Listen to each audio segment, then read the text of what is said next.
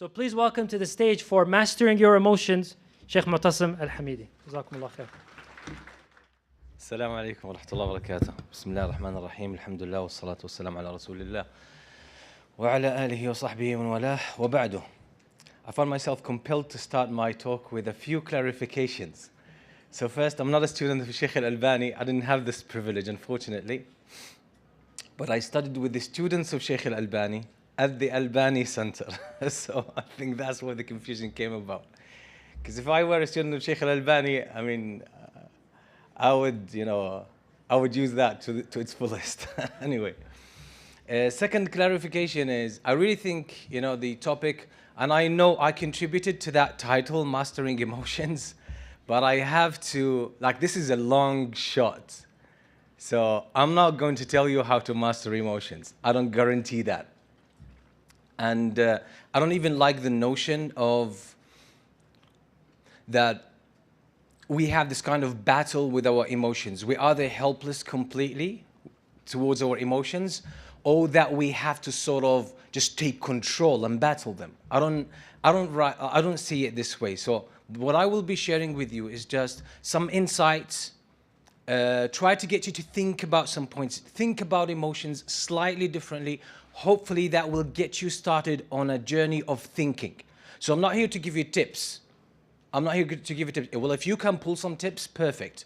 But I'm here to get you to think, really. That's the point of the whole talk, is to get you to think. If I can do that, then alhamdulillah. I want to start with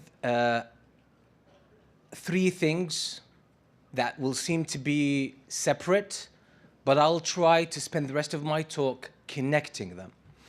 First one was something that happened about 100 years ago.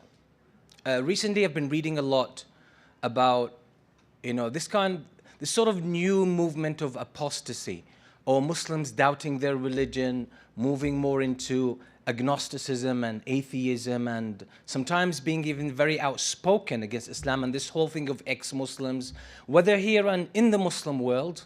So I've been reading a lot, and one of the things that I came across is one of the early apostates, and in the Arab world. And this guy, his name was Ismail Adham. He was from Egypt. He's from a Turkish origin. He was born in Alexandria. And he was a very intelligent person. He went to the Soviet Union to study. I think he was born 1911. So he went to the Soviet Union to study mathematics. And he got his PhD at age 20. He taught in the Soviet Union, then he went and taught a little bit in Turkey, then he went back to Egypt and he started teaching there. And he was an outspoken atheist.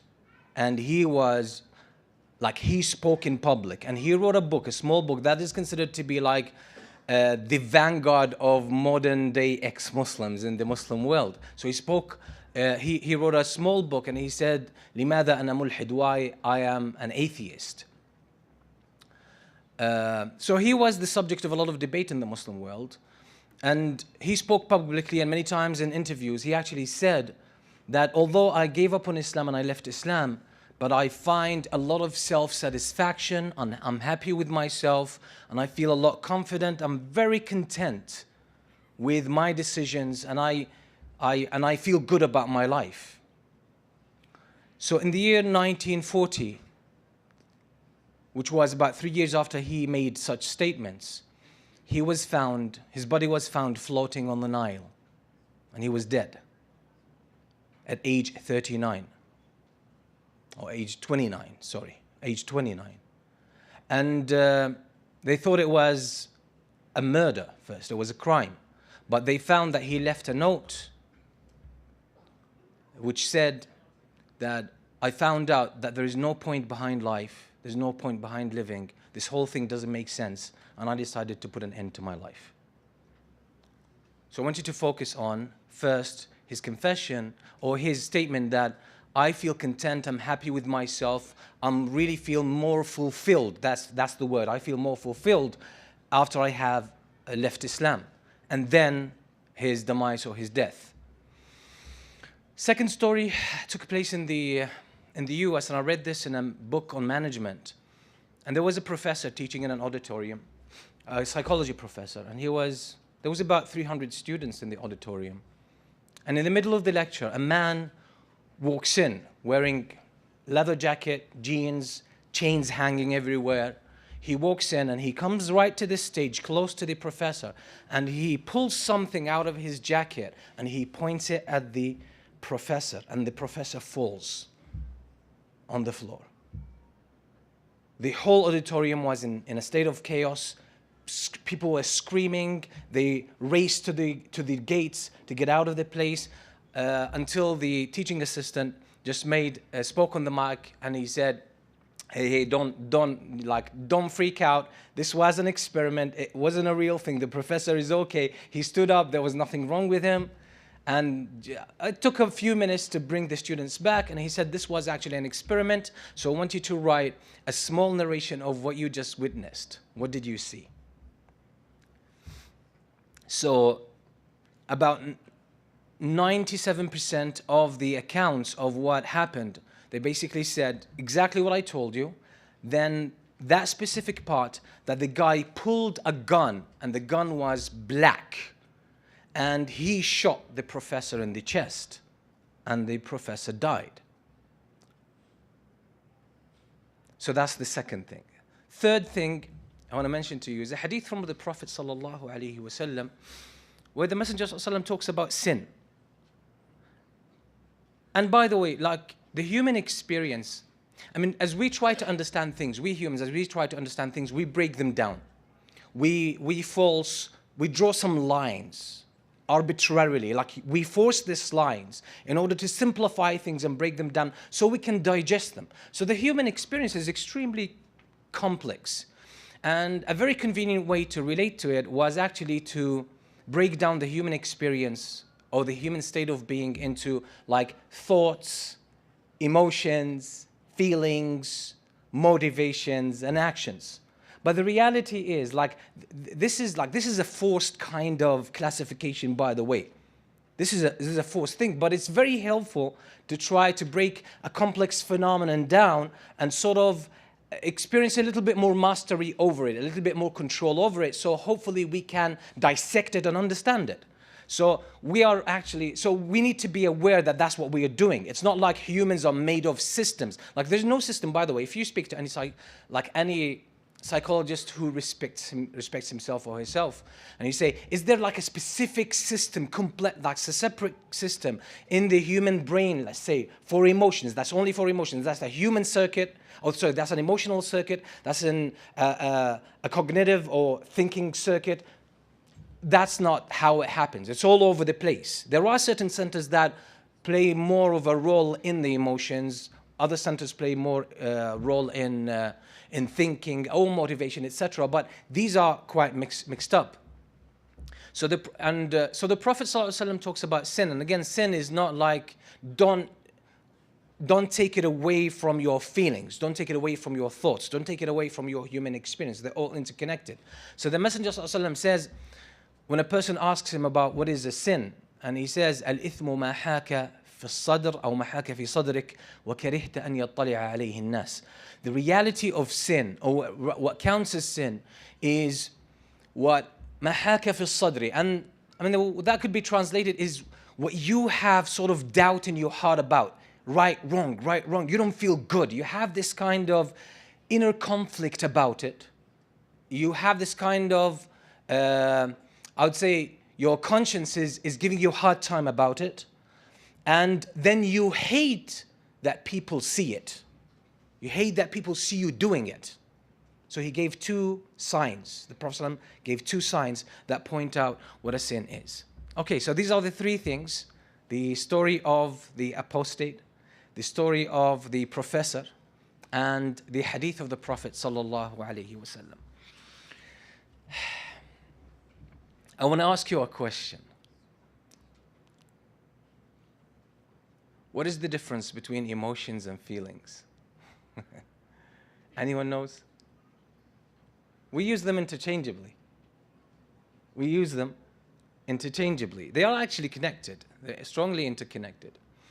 I'm not going to answer psychologically. I'm going to answer from something that we have from the heritage of our ummah, and that's basically some of our classical scholars.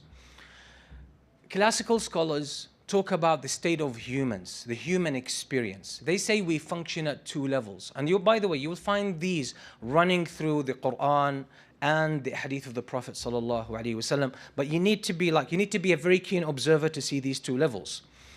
One of them is what the scholars call al-fikr al-saghir, which is basically minor thought system. And that's exactly like when I say, okay, 1 + 1 is what? That process that you use to think about 1 + 1 = 2, that's what we call surface thinking, logical thinking, analytical thinking.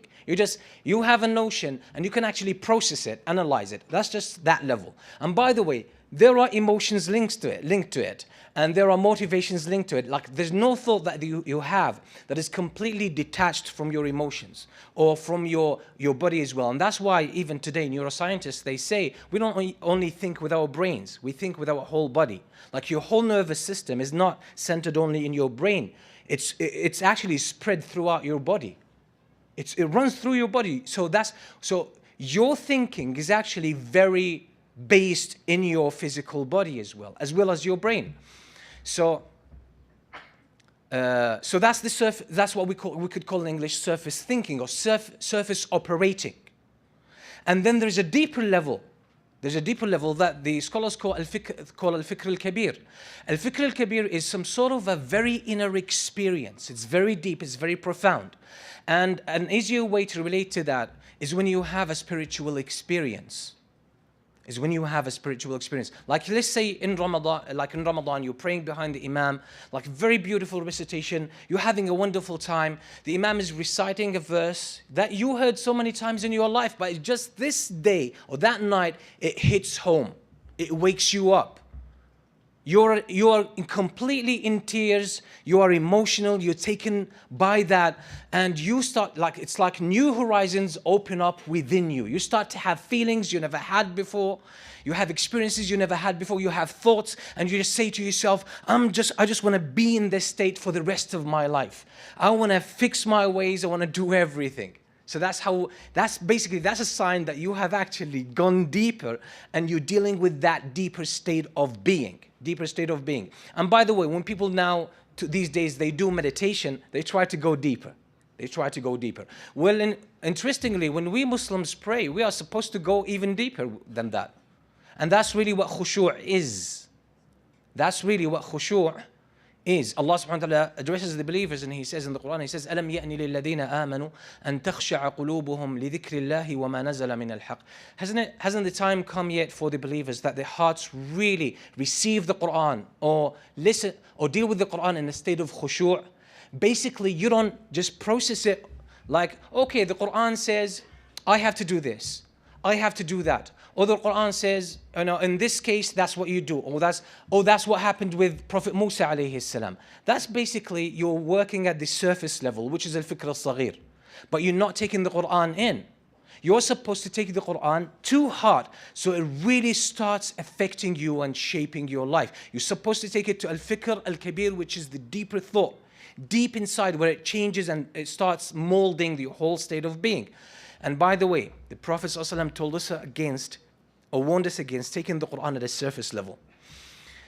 And he did that indirectly when he described the Khawarij.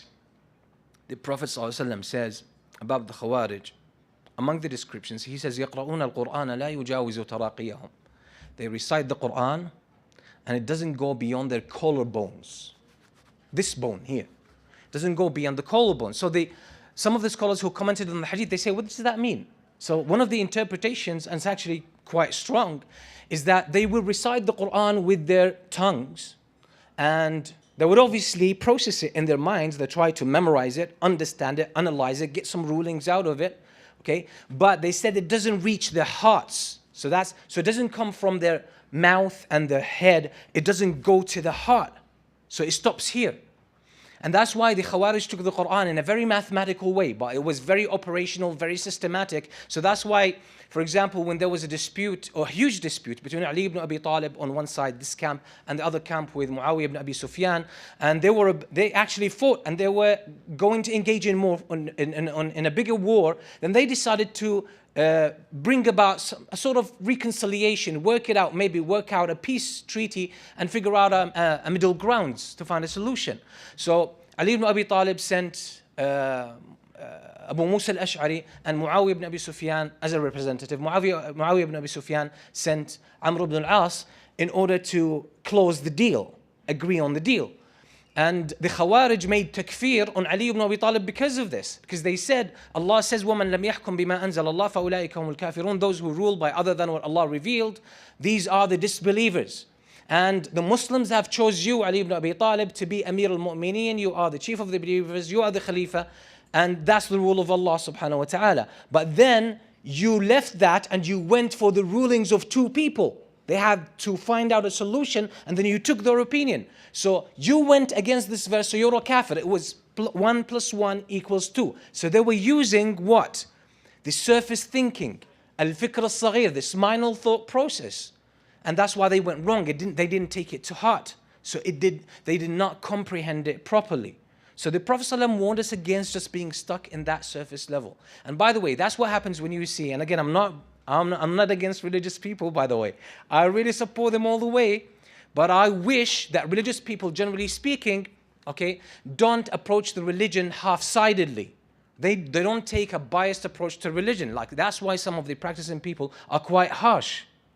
And they are very selective in how they, what they practice of Islam. Just like as well those who water down religion. Like they say, we'll take the, let's say, respect and freedom and this morality from Islam, but we're not going to take the rules of Islam, okay? We're not going to take those things that, oh, you have to wear a hijab, or as a man, you have to, for example, to grow your beard, and you have to, there are certain things, you can't engage so much in free mixing, there are certain limitations. Oh, I don't want to take that. I just want to take, just be good to people, be nice to others, be fair and be forgiving, and so on and so forth. Same, both people are being selective, but sometimes you'll find the religious people are being very mathematical. So if you're in a complex situation, that requires sometimes a compromise. And you're making the compromise in order to avoid a bigger compromise. So you are being strategic about this. Then they will come and launch an attack on you. Why? You went against this hadith. Yeah, I understand, but you don't see the bigger picture. I'm not following this hadith in this specific situation because I have a bigger hadith or a bigger ruling that I'm avoiding by doing that. I'm in such a tight situation. So again, these people are using al-fikr al-saghir, again, this surface thought, in order to process religion. And that's why you find them very rigid. You find them very judgmental. You find them very hard to deal with. Again, okay, so what does this have to do with everything we're talking about emotions? By the way, like one big mistake you can make is get a guy, a male to talk about emotions. They'll make it more logical. Anyway, so yeah, you're not going to get this kind of soft speech. The emotions, the way you do it is just, put your faith in Allah subhanahu wa ta'ala. I don't know how to do this stuff. So apologies if you're expecting that. Okay. Now, what's the point? Here is the core of my talk. And those who are keeping the time, how much do I have? How many minutes do I have? 10 minutes? Okay, good enough, inshallah. First, we seem to have the notion that we are at the mercy of our emotions. Our emotions take the better of us. They control us. That this kind of deterministic view, that we don't have control over our emotions, and thus we have to wage a war against them. We have to suppress them or repress them. You have to harden up. You have to be a hard person. Otherwise, emotions will just take you into places or areas you don't want to be in. Or it's going to just, throw you in danger or make you just, act in ways that are not optimal. And on the other hand, you find people pushing on the other side is that, hey, you can't really let your emotions run the show. You have to control them. You have to be logical. You have to be analytical. that's what you need to do. And for me personally, I think that's the wrong approach. Because by the way, emotions are very elusive. You can't put a finger on them. You can't put a finger on them. And if you try to deal with emotions directly, you are heading towards either some kind of pathology, or you're going to end up as a psychopath or someone who's going to have a mental issue. That's not how you handle your emotions. And again, the problem is this kind of compartmentalization of the human experience. Emotions here, let's deal with emotions. But we have a system, and I'm going to share with you a system that is taken from Ibn Taymiyyah rahimahullah ta'ala, one of the great Muslim scholars, and it was expounded on by Ibn al-Qayyim. It was a very profound way. And actually, they have a model of how humans function that basically is based primarily on cognition, which is thoughts, and then a motivation, which they call al-irada, al-quwwa al-iradiyya, and then action. So they have these three levels, which is al-quwwa al-ilmiyya, the capacity for thinking and processing information and understanding at different levels, and al-quwwa al-iradiyya, which is the motivation, the will, the desire, and third one is the powerful action, al-quwwa al-amaliyya, the powerful action. So they say that's what these are the levels you have to work on. These are the levels you have to work on. But all of them are ensconced in an ocean of emotionality. So when you process information, there is emotions taking place at the same time. So your cognitive processes, your thinking is never separated from your emotional state. They're actually interconnected in a way that your thoughts shape your emotions and your emotions shape your thoughts. And can you break from that? No way. No way. There was a few books written in the 1990s. I think Paul Johnson wrote a book about the intellectuals. Okay, if anyone can remind me of the name of the book, I forgot. And he spoke about scientists, Western scientists, who are actually reached the apex of academia, and he showed with enough evidence how their research was actually biased due to their ideology, due to their upbringing, and it was proven afterwards by scientists that the theories and the conclusions, a lot of them that they arrived at were actually biased. And this happens all the time. So this kind of notion that humans can be completely logical is illogical itself. It's non-human. We're not machines. And a notion as well that you can be emotional without setting your thoughts right and your thinking process right is also an illusion. It doesn't happen. It doesn't happen. Like, we have to go through the whole thing. Now, how can we sort of break that down and make it practical for ourselves? Here first, I will take the hadith of the Prophet ﷺ that he was actually referring to the two levels. The Prophet ﷺ was talking about a sin. How do you define a sin? He gave the two levels. First, he started with the deeper level. And the deeper level, by the way, has to do with your fitrah. So you are given these two systems. And at each level, the deeper level, okay, which is al-fikr al-kabir, which we said is a deeper thought level, that's basically part of your fitrah. So you came into this world with the notion of survival. You have the system for survival. Like, there's no human being who doesn't have this. That's why you eat, that's why you drink, that's why you fight for your life, that's why you run away from danger. You have a system as well for eating. So every human being desires food, unless there's something wrong with them. You desire food. And part of your fitrah as well is for socialization. Every one of us, we want to connect with others. We want to be respected. We want to be accepted within a social circle. And we want to be part of it. We want to have healthy relationships with them. Whether you are an extroverted or introverted person, that's part of your fitrah. You can't break from it and remain as a healthy human being. So that structure, that deep structure is by Allah subhanahu wa ta'ala. It's your fitrah. And Allah says, لا تبديل لخلق الله. You can't change that. But you can probably override it. You can suppress it. So your fitrah, you can't change it, but you can cover it. You can override it. And that's what happens with mental illness. That's what happens with people become psychopaths and pathological.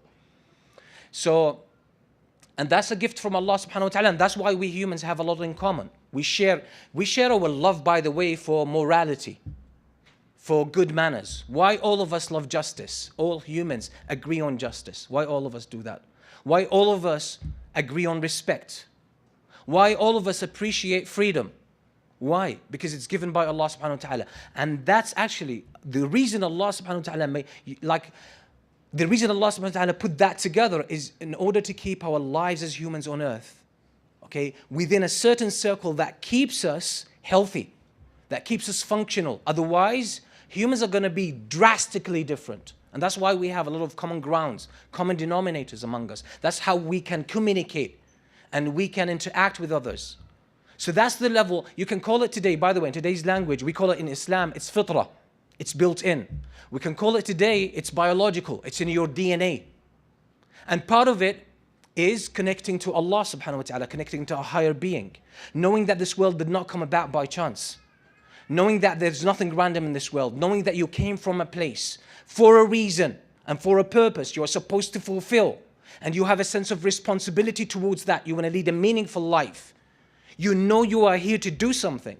So you want to do it. And you know you're going to head somewhere. You know there is something after death. We humans know that. All humans know that. But again, sometimes people try to suppress it or repress it or override it. But they don't do that successfully. So that's the deeper level that is given by Allah subhanahu wa ta'ala. But then we have at the surface level what we call today as culture, social constructionism, things that you learn from your culture, from your locality. And these are things that are quite local, although there is some commonality among humanity. Our emotions function at both levels. So the scholars who talk about suluk, whether they are, by the way, from Ahl Sunnah al Jama'ah, whether they have a Salafi background or a Sufi background or whatever, okay, they have identified two levels. They have a level of al-hal, which is al-wujdan, and al-wajd, they call it al-wajd. So when you experience a spiritual state, a spiritual high, and that's really deep, that causes you to change your ways in life, causes you to change your ways in life, and it has a profound impact on you, and that's usually an awakening, a moment of yaqadha. You could call it a why moment, which is a moment of yaqadha. You really wake up to something in your life, and you start to see everything differently, and that changes your ways. Something has happened at a deeper level, and that's your al-fikr al-kabir. Something has awakened within you from your fitrah, has been awakened, has been brought back to life, has been revived. And you start changing your ways. You start changing your friends, maybe changing career as well, changing interests, and you start developing new goals for life. That's the deeper level. And you experience emotions at a deeper level. Profound, powerful, empowering emotions. The scholars call this al-wajd. And they also call it al-hal. It's your inner state. It is something that you find deep within you. It's a knowing. It's a knowing. Sometimes you have moments in your life when you know whatever people say, whatever like people who come from scientific, philosophical backgrounds say about Allah, I know Allah is there. I don't need any physical evidence. I know it. That's your wajd. That's your hal. That's your fitrah speaking at a deeper level. People could come at you with so much so-called evidence that there is no God and there is no point behind life, and that's just going to be weathered by the wind. Why? Because you have that deeper level. You have this deeper thought process. And this is the emotions, by the way, you want to get. And that's what the Prophet ﷺ said to this companion. He said, Al-ithmu ma haka fi sadr. He said, if you want to know what a sin is, the two levels will tell you. First, the deeper level, your conscience will tell you that's wrong. So this is why you will have this inner conflict. Your conscience will give you a hard time about it. It's no good. It's no good. You know, you feel guilty about it deep inside. It's a knowing. Then the second level, which is the surface level, and you will hate that people see you doing it. That's more of the surface level, the cultural level. And these are two powerful markers as to what a sin is. So that's the hadith of the Prophet ﷺ. So your emotions, by the way, the surface level are transitory. Basically, they're very short-lived. They don't last for a long time. And they don't really change your ways. They don't affect you that much. So you might, it's a moment of ecstasy. It's a moment of joy. It's a moment of, like, for example, sensational satisfaction. That's it. It's quite temporary. It doesn't last for a long time. It doesn't have big impact on your life. You know here that you are at the surface level. But if you want to know if you're at the deeper level, that's when you start asking the bigger questions, and they start affecting you emotionally, and your sense of self is heavily involved. And you start to find answers you didn't learn from a book, or from a class, or from a teacher, or from anywhere. These are things that are built in you, as they say today, biological. How does this help us understand our emotions and sort of run our emotions and understand the stories that I told you? Now back to the story of the apostate. The apostate, and I think he was actually telling the truth when he said that I feel a lot of fulfillment in my life. I feel good about myself. I feel good about my decision. I feel good about the way I'm living now. Was he lying? It doesn't seem to be the case. But on the surface, okay, the surface level, he was having moments of joy. Because by the way, it's very joyful for humans to make decisions and stick by them. It's very joyful for humans to have autonomy. I'm free to choose my way of life. And there's many things as well. Maybe he had some certain things he wanted to do, right? He couldn't do within Islam. So when he was doing them, he was having a moment of joy. And that's how sinners basically, and people who don't truly believe in Allah and they don't seek Allah subhanahu wa ta'ala, that's why they seem to be leading a happy life on the surface, yes. They're having a moment of joy, moments of maybe ecstasy.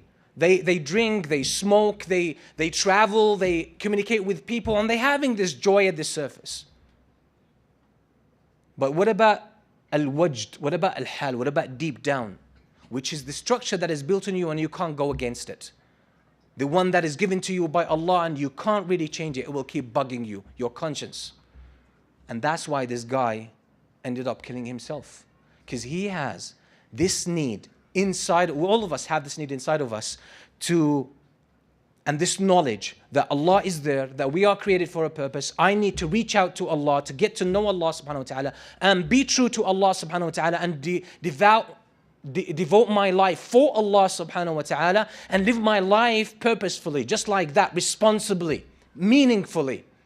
And that person obviously went against that deep structure. So what happened with him? He realized life, it doesn't make any sense. There's no point in living, so he decided to end his life. And that, by the way, will explain to you why some people who do the bad things in life and they take the wrong turn in life, why they seem to display so much happiness and joy. But Allah subhanahu wa ta'ala says, وَمَنْ أَعْرَضَ عَنْ ذِكْرِي فَإِنَّ لَهُ مَعِيشَةً ضَنْكَ. They who turn away from my remembrance, away from me, they're going to have a miserable life. They're going to have a miserable life. A lot of those atheists, by the way, they have made it clear in interviews or in their books that life is meaningless.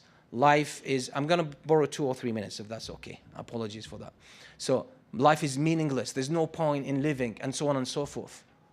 And a lot of them, by the way, have a lot of existential anxiety and anger against humanity. And that's why sometimes these mass massacres take place. That's why some of these kids, by the way, walk into, for example, a school, a high school, and they kill everyone else. It's called today annihilism. That kind of state is called annihilism. And that's why in the past as well, what happened in the Soviet Union, this whole kind of massacre, about 90 million people were killed. In the Soviet Union and in China during the socialist reign, because they were atheists, and they had this existential troublesome pain that was destroying them from inside and burning them. And here I will just close with the story of the professor, and basically. The students in that auditorium experienced 2 levels of emotions, and 2 levels of processing as well. So, and I haven't revealed to you what was the reality of the story. Okay, So I'm going to use this story just to explain, just to clarify how the surface level of functioning, where our emotions are and how we can actually handle them. And that's what we can master, by the way. We can master our surface emotions by sort of trying to understand the truth and trying to change our models of the world and changing our, maybe not necessarily changing the culture, but sort of understanding our assumptions, our map of the world, and maybe we have something wrong. We can change it around. That's the surface level. But the only way to deal with the deeper part of anxiety is that to set your mind and your beliefs and your understanding based on what Allah subhanahu wa ta'ala, the structure that Allah put inside you. You have to connect to that and you have to live according to it. Otherwise, because you can't change it. You can change your surface level, but the deeper level you can't change it. It's built in, it's fixed by Allah subhanahu wa ta'ala. It's your fitrah. It's fixed. You go against it, you're going to pay a price. You're going to feel deep pain. And it's going to hurt you a lot. But on the surface, I mean, you can feel sad, you can feel happy for something that happens, or maybe you can find a meaning in it. You can say maybe, okay, I'm going through hardship, but maybe that's going to make me stronger, so you get over that kind of pain. So these students, I just want to show you how sometimes at the surface level, what you see and how you interpret it really changes, I mean, your state of being. So when these students ran away, they thought their life was at jeopardy. It was a risk, so they wanted to run away. And that was their interpretation of the situation. But then the secret, after they wrote their reports, the secret was revealed. The guy who walked into the auditorium, what he actually pulled, and 3% of the students got it right. And they didn't get it right exactly because their account was, he pulled a yellow gun. That was their account, yellow gun. The reality, then the professor revealed reality, and he said, that's what he pulled, and it was banana. It was a banana. So imagine the emotional state between the two levels, or the two before and after. Before it was, oh, my life was at risk, and so it was processing information. That was at a surface level, although it has a deeper level, but I'm just talking about the surface level here. But when that changed, that thought changed, what happened? They were at ease.